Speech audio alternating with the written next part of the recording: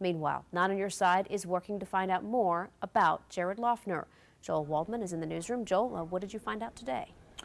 Jennifer, we caught up with a woman whose own son she described as being best friends with Jared Loughner. She told us there were 3 or 4 boys who did just about everything together from junior high through high school, and her son and Jared Loughner were 2 of them. This mom is understandably intimidated by all the media attention and did not want to be identified, but her words are chilling, especially when you hear her speak about how Jared started to drift away. I met him when he was friends with my son in 7th grade. They were friends in junior high. He seemed like a wonderful young man. He was polite. He was very well-mannered. He seemed like a good person that you'd want your son to be friends with. Did you ever see him get frustrated? People described him as clenching his fist or losing his temper. Did you ever see anything like that? I never saw anything like that. I saw a normal junior high school boy. I never saw anything like that. Absolutely not. Amy came over our home. She came over our home to give me some papers. She actually gave me some papers saying that I could take care of Jared for the 5 days while they were out of town. She was a very thoughtful lady, because I figure if a mother gives someone power of attorney over their child, should they need a doctor or get sick while they're out of town, then they're thinking of their child. And that's exactly what she gave me. She gave me flowers, which I still have out in my yard for taking care of Jared. During that 5-day period when Jared was at your house, what was your impression of him then? Great kid. Absolutely great kid. Describe Amy as, first of all, from a physical standpoint, because no one's seen any pictures of her, but can you just tell me what she looks like and what her personality is like? I heard she's very reserved. She was quiet and reserved, but polite, well-mannered, caring, thoughtful lady. She would drive Jared to my house, pick Jared up. When my son would go over there and hang out with Jared and his family, he said he was always made to feel welcome. They would get him pizza to have a good time. At the time was blonde, petite lady. I can't think of anything else to, accurately describe her. I would never have described her as standoffish. To the best of your knowledge, I mean, was everything okay inside that household? To the best of my knowledge, I did not know anything otherwise. I assume your son, who's very, very close with Jared, continued to stay friends during high school. They did stay friends during high school. I think senior year and junior year, it kind of tapered off a little.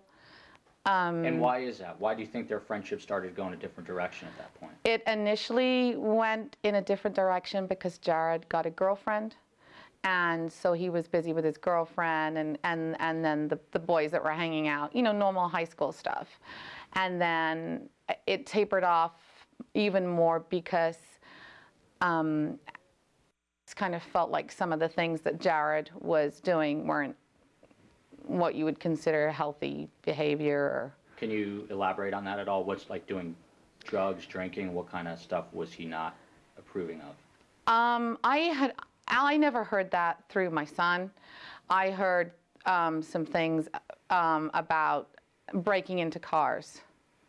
And that's what I heard, that he was breaking into people's cars and taking things. I did not hear about the alcohol or the drugs until... Do you buy that? Do you think that was going on?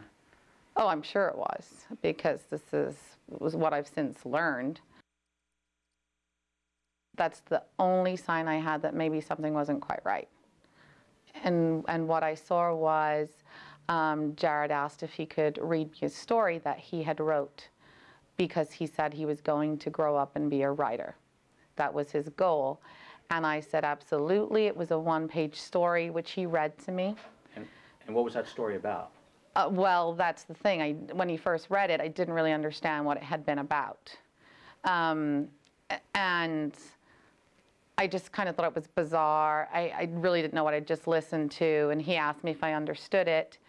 And I kind of was like, me being who I am, I told him that I thought it was fine. And he said, do you understand it? And I said, well, sort of. You know, I'm just a person that wouldn't crush someone's dream. If he wanted to be a writer, I told him if you work hard at anything, you can achieve it. And he went into explaining it to me that it was about an angel. And I still didn't really understand, but I thought to myself then, well, that was kind of bizarre. I mean, Did it involve politics or any kind of ranting or No, it wasn't anything like that. It was something about an angel.